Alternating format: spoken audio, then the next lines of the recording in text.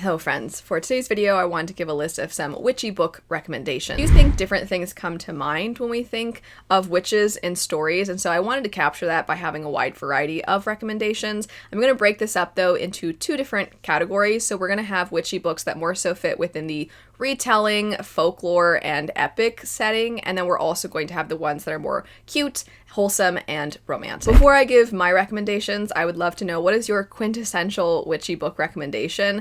Don't worry if it ends up being one of the same things that I state, as I think that just further solidifies to somebody who's looking for recommendations. If they see multiple people suggesting something, okay, maybe that is a good one to give a try. But regardless, I am going to have all of these linked in the description bar in case you'd like to check any of them out for yourself. I'll have timestamps in case there's one category over the other that you're more so interested in. And then also, if I have other videos where I go further in depth with any of these, I'll have those linked as well, because this is more so going to serve as an overview. And all of that said, let's go ahead and jump into it. We'll start with the cute, wholesome, and romantic ones.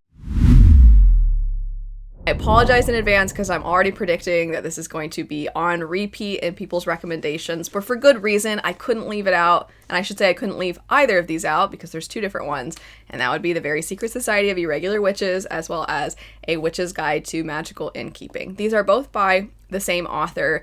I think they both tap into something that when I pick up a cozy fantasy story that I'm looking for, which is just that feeling of found family, of comfort, of feeling like the people that are in our lives really matter, and sometimes it's the little things that mean the most. I think both of these stories capture that really well. The Very Secret Society of Irregular Witches, the idea is it's our own world, modern day. Witches do exist, but society doesn't know this, and more often than not, witches are living in isolation. And because they're not meant to have their powers revealed to people, they do end up finding themselves oftentimes separate from the rest of people around them, the rest of society. And our main character is somebody who she decides to present her magic in a way where it's just meant to sort of appear like it's for show when actually she has magical abilities. But this gets the attention of somebody who is currently caring for 3 young orphaned witches who they see right through it, and they're like, I know that she's a witch for real, but I'm not, and I don't know how to help these 3 young girls. Maybe she can teach them how to control their powers before they're found out by everyone else, and maybe bad things would happen, or maybe they'd get taken away. And she decides to accept this job, so you're seeing her build this relationship with these 3 little girls, and it's so wholesome and it's so sweet. And all of the people that are currently caring for the young girls, they also are extremely sweet. The side characters are adorable, and then also the man who's very protective of these girls and who is currently kind of like their teacher, not in the ways of being a witch or in magic, but just generally speaking, he's very protective of them.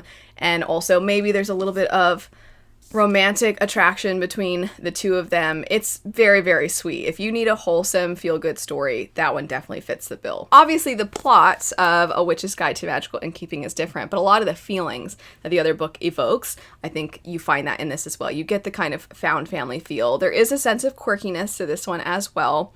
And also, I really appreciate this one does show the ways in which we oftentimes have society treating us like we are separate and different, but actually those differences are not a bad thing, and maybe we don't always need to conform.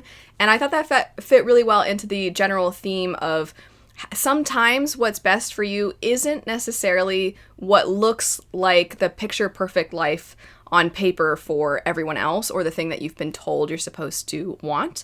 The setup though for this one is that you follow this young woman whose aunt at the very beginning of the story dies, and our main character, who is a very gifted young witch, does something that's basically forbidden, which is she brings her aunt back to life. As a result, she is no longer accepted within the guild, which is the only way she would have learned more about her magic, and on top of all of that, she has lost a lot of it and doesn't understand why it's not coming back, because typically it replenishes itself, and as such, she is grateful that she saved her aunt's life and brought her back, but also she just feels like there's a part of her that isn't whole. In all of this, you have somebody who maybe works for the guild behind the scenes, pulling some strings and trying to help this character by sending someone her way who knows a lot about the history of witches and magic, and maybe they can help her get her magic back, or maybe they can't, and you don't really know. But these two characters, I think, are really, really well suited for each other. They bounce off each other really well. all of the various different members that come through this inn that our main character and her aunt take care of, I think are eccentric and quirky and cute and fun. And then also an exceptionally lovely part of this story is the thematic elements I talked about, how they are represented through the little sister that the man in the story is finding himself as the caretaker for, and how she was represented and how the story handled all of that, and just trying to make sure that everybody feels seen and heard and loved. I thought was very, very, very cute and very sweet and very wholesome. If you're looking for more sweet and wholesome, it doesn't get much cuter than Kiki's Delivery Service. Of course, there is the iconic film that you could also watch. I ended up reading this right around when I rewatched the film, and it was just so lovely to see the origin of this story. The setup, if you don't know anything about Kiki's Delivery Service, is that you have this young witch who she is a young girl right going into kind of adolescence, and she's right at that age where she has to kind of go out on her own and explore the world and understand the world a little bit better, and that's going to help set her on the path of becoming a witch. And it is through this that she's kind of experiencing the melancholy that is growing up and realizing that maybe some of the magic of your childhood is slipping away a little bit as the world is being revealed to you, but maybe there's beautiful things in the world also, and it's a lovely story. It is the perfect movie too, if you do want to watch a movie to throw on a day where you just need to have something on a rainy day, or you need something that's like comforting and cozy and kind of sad at the same time. It just makes you feel all the feelings, but in a setting where the stakes aren't necessarily world ending or anything like that. And Kiki as our protagonist is fantastic. She's got a lot of grit to her, and she's very determined, but also she's a young person exploring life and the world, and she's wonderful. And just kind of seeing the way that people kind of come together to encourage her, to root for her, but also to let her find her way on her own. It's all absolutely fantastic. Can't recommend Kiki's Delivery Service enough. This next recommendation, I do not want anybody to go in with the wrong expectations, because yes, it's cute and it's wholesome, and it seems like it's going to maintain that throughout a lot of it. But as you progress further in, there are some very heavy themes that become present in this, and it's so well done. And it is a manga series, but I had to recommend it because it's too perfect not to, and that would be Hat Atelier. I am forever and always on repeat trying to get people to read this, even if you don't typically read manga. One, there has been an announcement for an anime. I'm still waiting for when we're going to get that coming out, because oh my gosh, I can't wait. But the art in this is beautiful.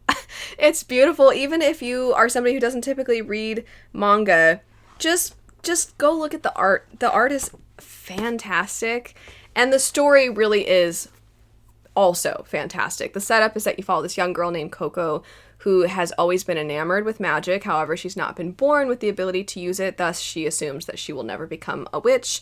However, her world view of magic is changed when one day a witch named Kifri comes through her village and assists her village with some fairly mundane things, but in seeing him use magic, she decides maybe I can use magic for myself, but then this goes terribly wrong.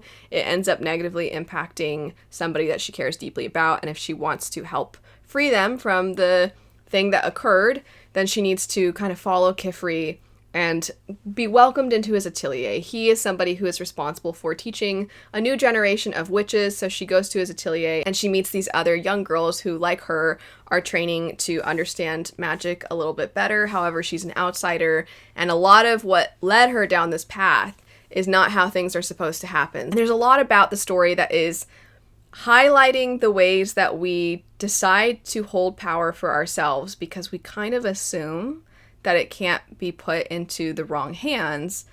But also, this is where the antagonists enter the picture. What happens when people's lives are in danger because you withhold knowledge from them?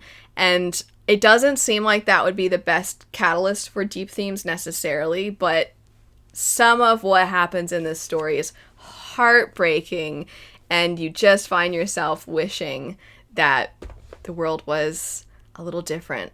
And it's one of the few stories where you genuinely are like, are the antagonists right? Are we on the wrong side? And you wouldn't think it. You look at that cover and you think like, oh, this is going to be cute. And you start it and it is cute. I want to make clear it is cute and it is wholesome and it is cozy.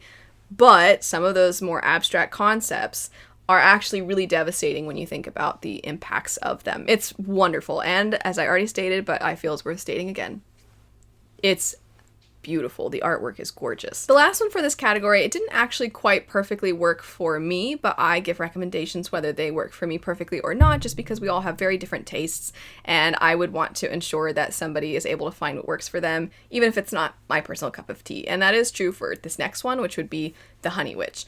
And this story follows this young woman who forever has always just felt like she's not really meant for this more sort of Regency era type of setting, and the life that's laid out for her within this, she just doesn't feel like that fits her life. And her grandmother tells her that she's actually somebody who has the ability to use magic, and if she wants to heed this call, then she can have her grandmother be her mentor, and her grandmother will teach her more about this. But it does mean giving up the pros of the other life, which oftentimes comes with companionship and being a part of a society and having a friend group kind of built in as a result. And so she does decide that the magic, its call is too strong and she can't really resist. And she cares very deeply about her grandmother as well. But there are aspects of this new life that feel very isolating and lonely. And then what happens someday when she is on her own and she uses magic for herself and maybe her grandmother isn't there anymore? What is that life going to look like? So you explore a lot of those things. I actually really loved the dynamic between our main character and her grandmother. That was my favorite part of the story. There are aspects of this also that are romantic in nature, and there is an antagonist in this, which I'll kind of keep that from the description I'm giving right now, just because I feel like that's the part of the story that you kind of uncover as you progress through it. And I do think that this one, it feels like a lot of different sorts of things. And that actually is why it didn't necessarily work for me, is because I wanted to expand on various different pieces of this. But I think for other people, what they're going to like is that it doesn't necessarily fit perfectly in cozy, doesn't fit perfectly within fantasy romance or romantasy. It doesn't necessarily even fit perfectly within a typical witch fantasy story. It just kind of has a lot of different pieces of a lot of different things. And I think that has the potential to really work for other people. So if it sounds good to you, then I would say definitely give this one a go. Now on to our epic / folklore / retelling type of witchy stories. And this is where I find some of my absolute favorites because I love this kind of fantasy. And even though this character archetype is a very well-utilized one, we've seen it time and time again, I do feel like when you combine it with a lot of the things that I really love about fantasy, it can make for some really fantastic stories. And pretty much every one of the recommendations I'm going to give is a recommendation that I'm like, these are kind of some of my books that I like. So I'm not trying to selfishly just get you to read the things that I love, but I genuinely really love a lot of these books. So kicking it off, I'm going to start with ones that feel more like historical fantasy, and that would be The Weaver and the Witch Queen, another book by this author that I'm going to throw in there, which is somewhat historical fantasy, but I would say it's more mythology oriented, would be Witch's Heart. But then kind of coupled with this one, even though it's a different author, I'm going to recommend The Children of Gods and Fighting Men. I'll start with Children of Gods and Fighting Men just because I feel like a little asterisk next to this one. It's not perfectly fitting within the witch recommendation because the characters aren't formally necessarily witches, but they're basically witches. So we're looking at historical Ireland, and you have this character named Gormla, who is an awful person, and I can't remember the last time I've loved following an awful person like she is, but she is somebody who just craves her hold on power. And it's historical fiction, so obviously within this particular setting, oftentimes that power is not granted to women. So seeing the ways that she has to use her wit, her beauty, and also secretly some of the connections that she has as a result of her magic, seeing the way that she utilizes all of these things and just being so cutthroat is really engaging to follow. But alongside her, you have a character that is much more rootable and is actually kind of seen as an adversary to the kind of magic that Gormla utilizes. And this other perspective I adored. And she comes from a group of people who have different kinds of magic. Hers is more so rooted in healing. They have very much a, we're going to keep our distance from humans, but maybe they're actually playing a little bit more of a role in the political and violent roles that humans are finding themselves within. Maybe they have more of a say in that than they like to admit. And our character is somebody who's sent to just kind of keep her eye on things, but then she gets very invested in the events that are going on. And the whole time you just see how these characters' lives are going to at some point in some way clash. And I really cannot say enough good things about this story. I did a whole dedicated review for it if you are interested in hearing more about it. It's amazing. It's been the book that I think has surprised me the most this year, because I kind of just picked it up, went into it, and I was like, this is really good. And the more I went in, I was like, this is really good. And then on that note, The Weaver and the Witch Queen. This story follows more of a Norse setting, and you are following these 3 young women, and 2 of them are very close, and one of them was very close, but then kind of got pulled away and learned more about being a witch, using magic. But then one of the 3 young women ends up being taken. They assume she has been sold into slavery, and so now these women are coming together to do everything to rescue her. And it's something where I think that the historical setting is captured well, in that there's a lot of gray morality, not just within the main perspectives, but also the side characters, and they inevitably, our protagonists, get swept up in the goings-on of those characters, and there's a lot of fighting, there's a lot of infighting, there's a lot of trying to take power from this person, and there's even a line in this book where there's so many different kings in this story, and one of the women tells the humans, basically, like, you have too many kings. And this, it's a simple line, but just this idea of there's all of these people that are constantly trying to have their hold on this land, and they want to have control over this group of people, and the way that it just leads to so much unnecessary bloodshed, and sometimes some of the traditions and the ways that they try to hold to power, they try to view it in this romanticized way, but really it's a very ugly and horrible thing. And as a result of seeing that for what it is, it causes our characters to kind of reflect on their own societies.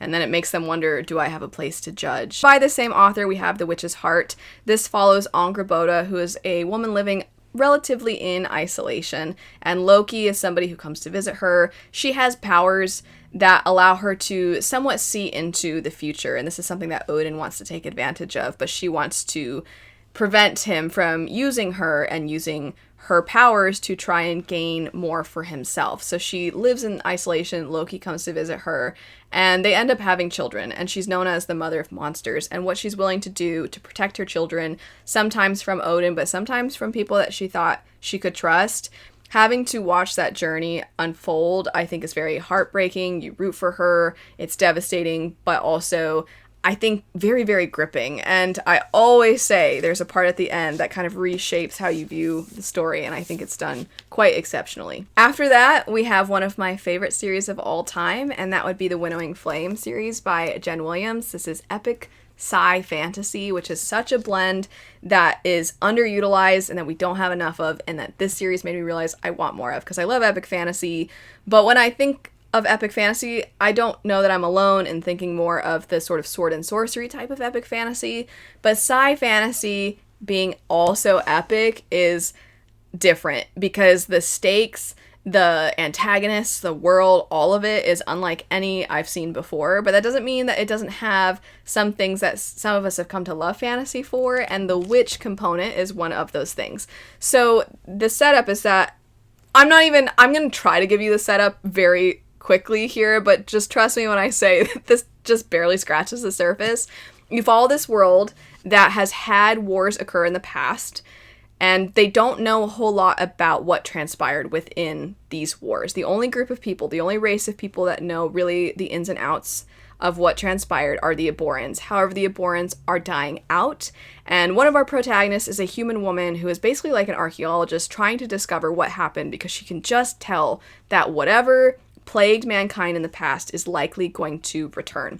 One of our characters is one of the last remaining Eborans. He's too young to really know what happened in the past, but he is helping our human character who is trying to discover everything. And then your other perspective is a witch, and how her magic is being used to create certain weapons, and just in general how it's being used in ways that she doesn't even entirely understand. She doesn't even really know her own magic. You explore that, but then you see her desire to escape this and her desire to live among the rest of mankind, and that kind of sets her on a path that is going to inevitably come up against, or maybe join forces with, the other protagonists. And it is absolutely fantastic. And truly, like I said, I didn't even scratch the surface. There's so much more to say about this.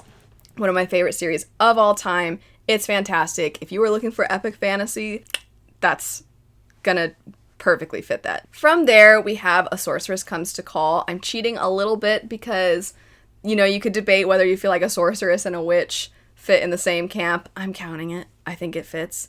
A Sorceress Comes to Call is such a fantastic blend of fantasy and horror, and the sorceress in this story is the villain.